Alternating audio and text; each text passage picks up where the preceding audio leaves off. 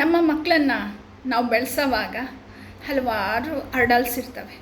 ಅಂದರೆ ತೊಂದರೆಗಳಾಗ್ತಿರ್ತವೆ, ಅಥವಾ ಮಕ್ಕಳಲ್ಲಿ ಕಾಣಿಸೋವಂಥ ಸಮಸ್ಯೆಗಳಿಗೆ, ವರ್ತನಾ ಸಮಸ್ಯೆಗಳಿಗೆ ಏನಪ್ಪ ಸೊಲ್ಯೂಷನ್ ಅಂತ ಹುಡುಕ್ತಾ ಇರ್ತೀವಿ ಅಲ್ವಾ. ಇವತ್ತು ನಾನು ನಿಮಗೊಂದು 5 ಟಿಪ್ಸ್ ಹೇಳ್ತೀನಿ. ಅದನ್ನು ನೀವು ನಿರಂತರವಾಗಿ ಫಾಲೋ ಮಾಡ್ತಾ ಹೋದರೆ ಮಕ್ಕಳಲ್ಲಿ ಆಗುವಂಥ ಚೇಂಜಸ್ನ ನೀವೇ ಕಾಣ್ಬೋದು. ಅದನ್ನು ಹೇಳೋದಕ್ಕಿಂತ ಮುಂಚೆ ನಾನು ನನ್ನ ಬಗ್ಗೆ ಪರಿಚಯ ಮಾಡ್ಕೊಳ್ತೀನಿ. ನಾನು ಮಧ್ಯೆ ಸಿಂಗಲ್ ಮದರ್ ಪೇರೆಂಟಲ್ ಕೋಚ್. ನನ್ನ ಉದ್ದೇಶ ನಮ್ಮ ಮಕ್ಕಳಲ್ಲಿ ಸರ್ವತೋಮುಖ ಅಭಿವೃದ್ಧಿ ಕಾಣಬೇಕು ಅಂತ. ಹಾಗೆ ತಾಯಂದರು ಮಕ್ಕಳು ನೆಮ್ಮದಿಯಾದ ಸಂತೋಷದಾಯಕವಾದ ಜೀವನವನ್ನು ನಡೆಸಬೇಕು ಅನ್ನೋದು. ಸೊ ಹಾಗಾದರೆ ಬನ್ನಿ 5 ಟಿಪ್ಸ್ಗಳು. ಮೊದಲನೇದು ಮೈಂಡ್ಫುಲ್ನೆಸ್. ಅಂದರೆ ಮಕ್ಕಳ ಜೊತೆ ನಾವು ಕಾಲ ಕಳೆಯುವಾಗ ಅದು ಅರ್ಧ ಗಂಟೆಗೆ ಮಿನಿಮಮ್ ಆದರೂ ಕೊಡಲೇಬೇಕು, ಅಥವಾ ಅದಕ್ಕಿಂತ ಹೆಚ್ಚು ಕೊಡ್ತಿರೋ ಅಂದರೂ ಬಹಳ ಉತ್ತಮ. ಆ ಸಮಯ ಕೊಟ್ಟಾಗ ನಾವು ಅವ್ರ ಜೊತೆ ಫುಲ್ಲಾಗಿರಬೇಕು. ಮೊಬೈಲ್ ನೋಡೋದು, ಟಿ ವಿ ನೋಡ್ಕೊತ ಮಾತಾಡೋದು, ಅಥವಾ ಏನೋ ಕೆಲಸ ಮಾಡ್ತಾ ಅವ್ರ ಜೊತೆ ಮಾತಾಡೋದು ಬೇಡ. ಪೂರ್ತಿಯಾಗಿ ಅವ್ರ ಜೊತೆಗೆ ಭಾಗವಹಿಸಿ. ಎರಡನೇದು, ಮಕ್ಕಳಲ್ಲಿ ಟ್ಯಾಂಟ್ರಮ್ ಕಾಣುತ್ತೋ, ಹಠ ಮಾಡ್ತಾರೋ, ಅಳ್ತಾರೋ, ಏನೋ ಮಾಡೋವಾಗ, ಕೂಗಾಡುವಾಗ ರಿಯಾಕ್ಟ್ ಮಾಡಬೇಡಿ, ರೆಸ್ಪಾಂಡ್ ಮಾಡಿ.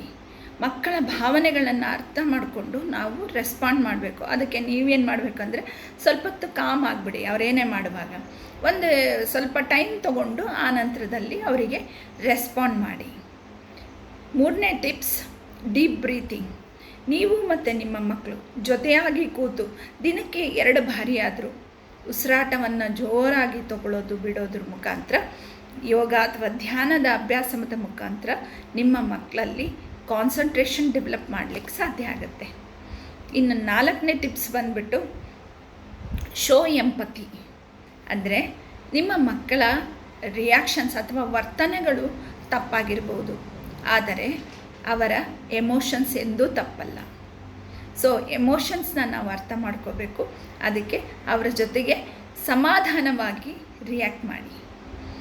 ನೆಕ್ಸ್ಟ್ ಲಾಸ್ಟ್ ಪಾಯಿಂಟ್ ಬಂದುಬಿಟ್ಟು ಕಾಮ್ ಎನ್ವೈರ್ಮೆಂಟ್. ಅಂದರೆ ನೀವು ಆ ಮಗುವನ್ನು ಬೆಳೆಸೋವಂಥ ವಾತಾವರಣ ತುಂಬ ಸಮಾಧಾನಪರಕವಾಗಿ ಕ್ಲೀನಾಗಿ ಇರಬೇಕು.